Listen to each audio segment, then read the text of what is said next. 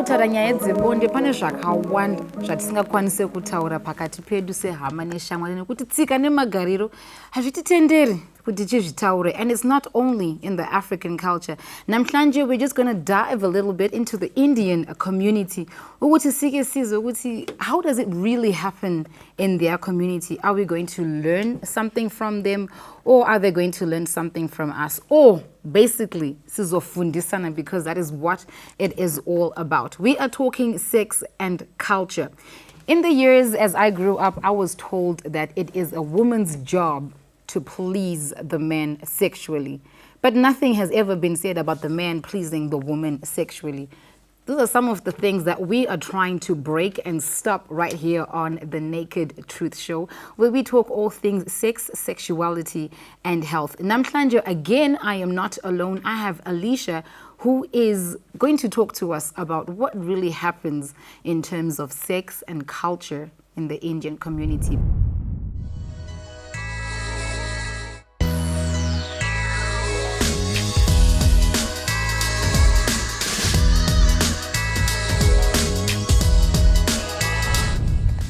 We're talking sex and culture, and to help us to discuss this, we have Alicia, who is a Zimbabwean-born Indian woman, and we're going to learn quite a lot from her. Alicia, welcome to the Naked Truth. Thank you. Ready to get naked with us? Absolutely. Okay, like not that naked. No, not that naked. Okay. All right. So I'm African. I've got some of these things I know about sex and culture, and I practice some of them and I don't practice some of them. I think some of them are just like nonsense, but you know, we just have to do certain things. Within the Indian culture, what is the most like ridiculous culture in terms of sex that you've heard of before we get into everything else? So I think what's important to know is that in the Indian culture, sex is not spoken about. Sorry? It's a secret. Well, not a secret. It's supposed to be done behind closed doors.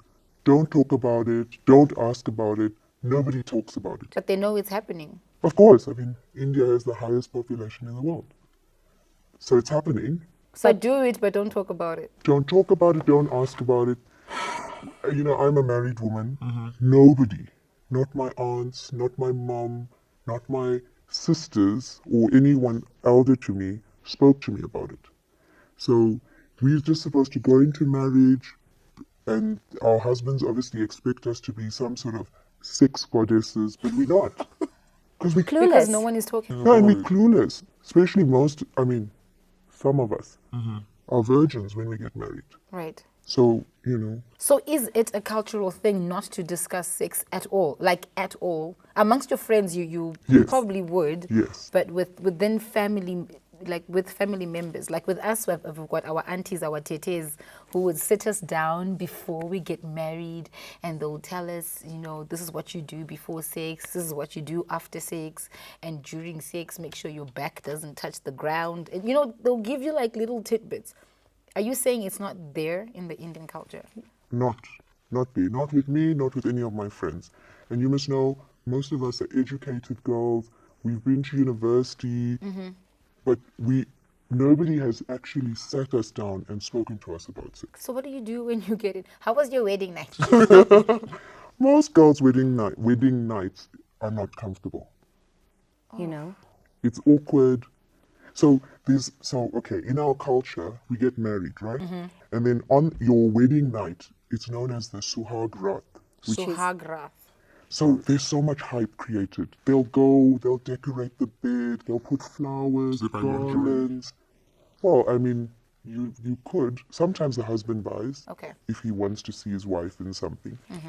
And then they'll even put like a glass of milk on the side of the bed. What does the milk do? The milk it's filled with nuts. Like? Cashew nuts. That's supposed to increase the man's virility. So it's supposed to give him that stamina to go all night. But truth be told, I'm sure nothing happens. Because they don't know what to do. They don't know what to do. Chances are the males or the husbands have had some sort of sexual experience before, because it's not taboo or unheard of for the man to have had sex before marriage.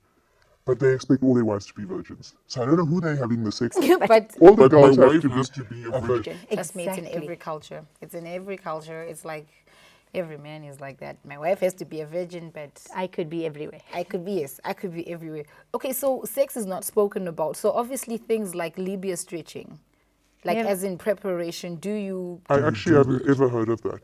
The first time I heard of that was when I was preparing for this show and they sent me I had to Google what that was. Never heard of it. So you mean you... No, we don't know what that is. Oh my gosh. All right, maybe after the show. We can discuss. Yes, we can discuss because there's things that women go through to prepare for this wedding night per se, or the sexual act. Right. And we are told certain things like if it doesn't look or feel a certain way, it's not going to be satisfactory to the man. Now, in that regard, are women in the Indian culture supposed to be submissive? Like if you were to initiate sex, what would your husband say?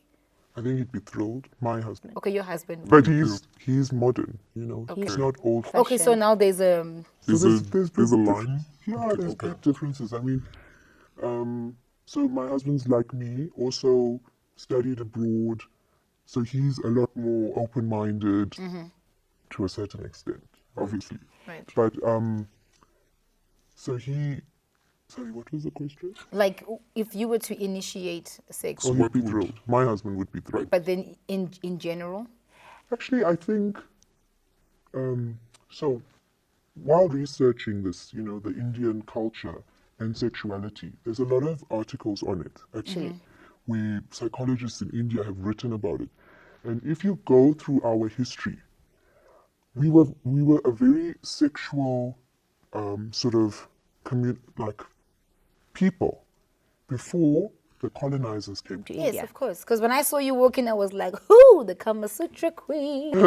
He's here. I was already like trying to get my, center myself. So yes. I will agree with that one. So what has happened? So culturally, we were quite a provocative people. I mean, if you look at the sari, I'm a Hindu, right? our- Traditional dress is the sari. All you Skin. exactly. All you see is skin. You're seeing the curves, you're seeing the hips, you're seeing the bust. And you're very comfortable with that. Like it's My mom wears it. My grandmother wears it, and it's actually fine. So we were quite and then when when India started being colonized by the British, the Dutch, the French, whoever came and colonized, the Western sort of influence started making it more perverse. okay. So what is the Kama Sutra about? Because I'm thinking Kama Sutra, it's just how they teach you how to have sex in 94 different, was it 100 positions or whatever it is, position 54, and get the. And then the girls should know. Yes, and the girls should know. So the Kama Sutra is not this sort of ancient scripture, big Indian sex secret that gets passed on from generation to generation. It is a book or a guideline, and if you actually break it down, the word Kama means love, and it was also the god of love. Sutra means thread, so like binding something to another. So it was an actual manual on how to be in love. So if you actually had to read it, there's chapters on holding hands. Like how to hold hands. How to hold hands. Guys, there's a correct way to hold hands. Just don't grab the hand. On kissing. It's more a manual on intimacy. And it was I think it was Western culture that created this sort of perverted, that it's a sex manual. Because while the sex positions are there, it is supposed to be enjoyed between two people who are in love, and it's supposed to enhance that sexual experience. It's supposed to be a spiritual bond, not just a physical bond. And that's what this actual book was about. While saying this, the first time I heard about it was when I became older and people started, talking to me, and like someone from a different culture would say to me, well, like you say, you're an Indian, you should know Kama Sutra, you should know it. And I would honestly think, yes, in as much as you don't talk about sex within your family members or the elders talking to the younger ones, They give you the manual. just give the book. Like here. No, so the first time I heard about it was when I was an adult, or when somebody asked me, I had to actually go and research what are they talking about, because my mom's never spoken to me about it. I don't think my granny, who's from India, knew what the Kamasutra was. Oh my goodness. It's it's this big sort of myth where they think that, because we come from India, we are of Indian origin, We know the should Kama know. Sutra. We should know. Wow. All right. So now we've spoken about, okay, sex is not discussed in your culture. The Kama Sutra is from Indian origin, Indian descent. However, was manipulated by the Western, perverted somehow into just making it into a sex manual. So it's not just a sex It's manual. not just a sex manual. It's more than a sex manual. And I'm sure even half the population of India hasn't seen it. God, So I don't it believe was that. It was written in Sanskrit, which is what our script Which is is a Yes. written in. So it's an Yes. Ancient language. But it was written by a man to help, others reach some sort of a connection.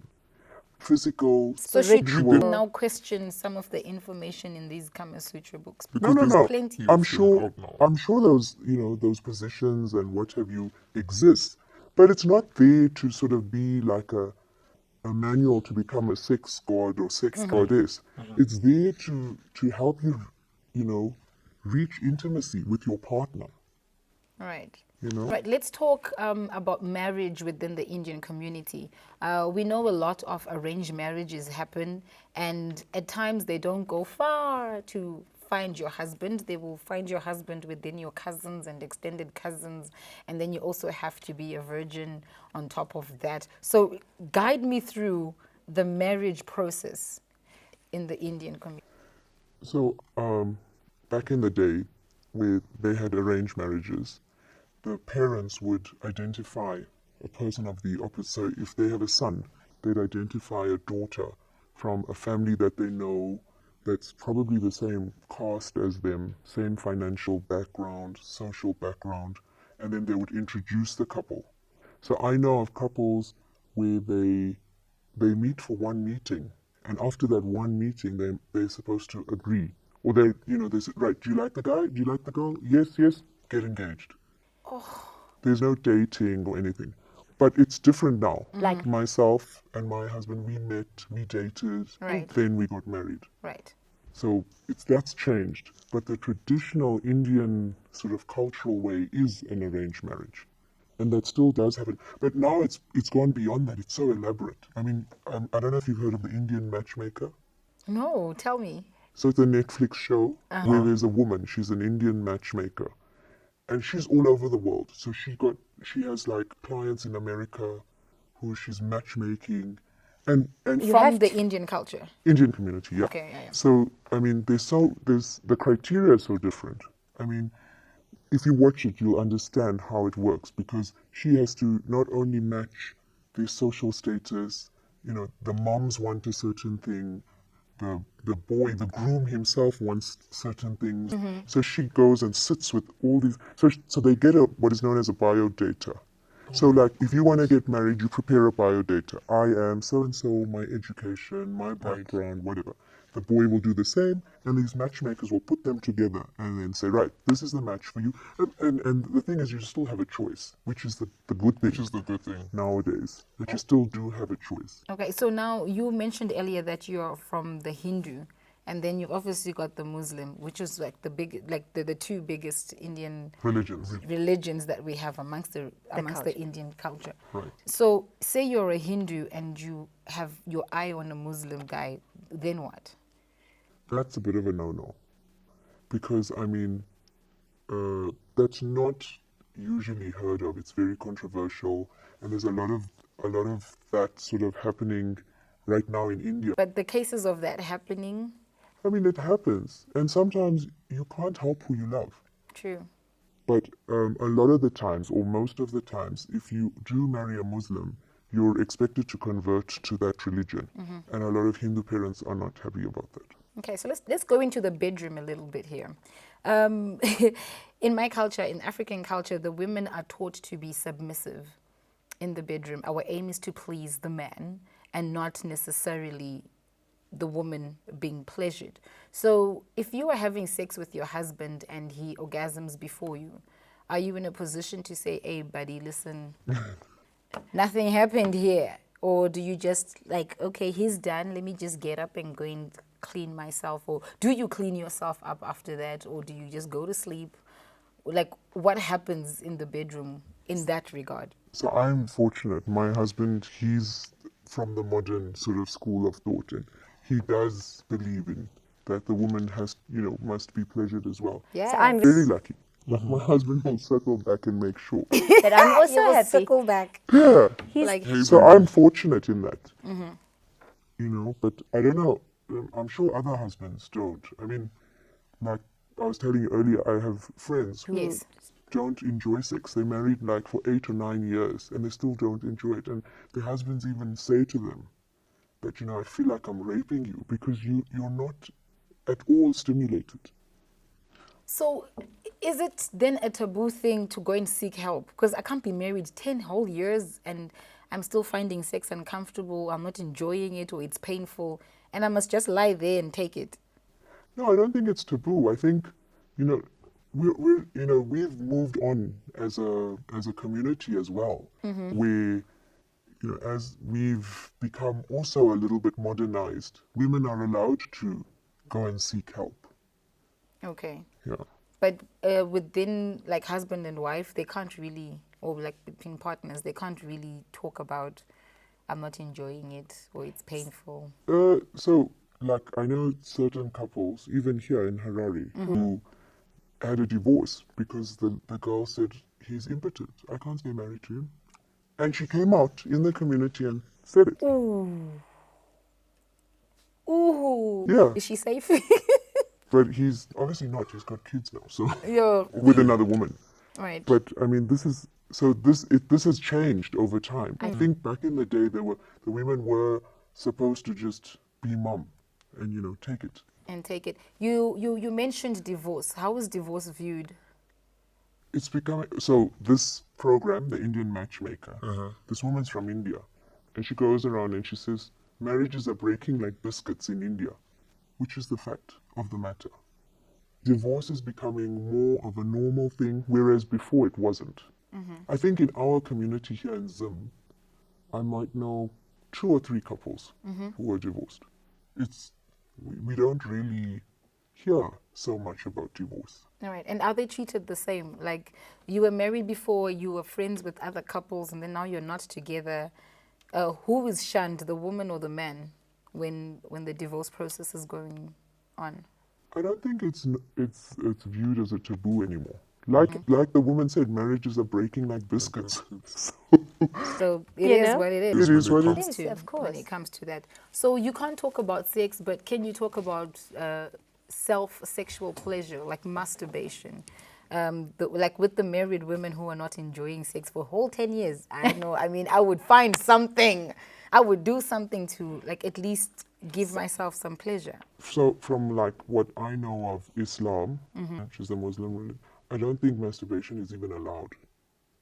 I think in the religious book, you might find that I'm wrong, but from my understanding is they're not even allowed to. So the husband is not even allowed to go down on his wife. No, Yes. no, Kat, I think we're finished. What? That's what I've been told. Okay, you have a smile on your face. You're just like, oh, shame, poor them. As for me, Well, I mean, I don't know if they practice, but this is from what I've been told by friends. Right, right. So, I mean, masturbation is not spoken about at all. but in your circle, have you then come to a stage where you can discuss masturbation either as single or as married people? So, okay, I'll just tell you about my husband has visited the intimate store and bought, so you can know that Okay. obviously in our marriage it's okay. It's fun. and And I heard him advising friends to go. so he's okay. He's very open. You are bringing up a very interesting point here. Women are not really open and talking about the sex, but the men seem to be on that note. Like, I mean, if your husband is able to tell his friends, like, hey, go and take a visit there. I don't know if he was joking or he had one too many drinks, but I just heard him telling a friend, and I was like, okay. Like, go and Go and buy your wife something. Oh my goodness. Alicia, we could talk on and on. If you were to just classify sex and culture in the Indian community, would you say it's still ancient or you are catching up to the modern ways? I think it's difficult to say because remember I speak of the Indian community that lives in Zimbabwe, South Africa. Is obviously different. No, even South Africa because I've been there and Right. my friends are there. But I think in India it's very different. I think they've moved on. They've modernized. They sleep around. It's fine. They all have live-in relationships, whereas here that's unheard of. Or in our community, I think there's those Indians that have moved away from the subcontinent have clung stronger or more strongly To the culture of the old than people in India. All right. Before we close this, I'm just going to take you back a little bit in having people accepting you in the Indian community. Say you discover that your close friends are either lesbian, gay, both, queer, like the whole alphabet. Right. How are they viewed? How are they treated? So I think while people know of people in the Indian community who are also LGBTQ, Z, whatever, Yeah. we don't really, so myself, I don't really treat them differently. But I think the rest of the community will know, but they don't talk about it. But not to say that they're shunned. Okay. Just as long as they don't flaunt the lifestyle in front of the Indian community. Then it's It's fine. fine. They keep your business behind. All is well. Yes, just ignore. Okay, well, Alicia, thank you so much for joining us. Well, I for one, learned a lot, and I'm sure everybody else is just like, oh my gosh, we need to talk about that Libya thingy. Yes, I think my mind is still stuck there. Like, no, someone needs to tell them. Thank you so much. More of this when we come back. It is the Naked Truth Show. We'll be right back.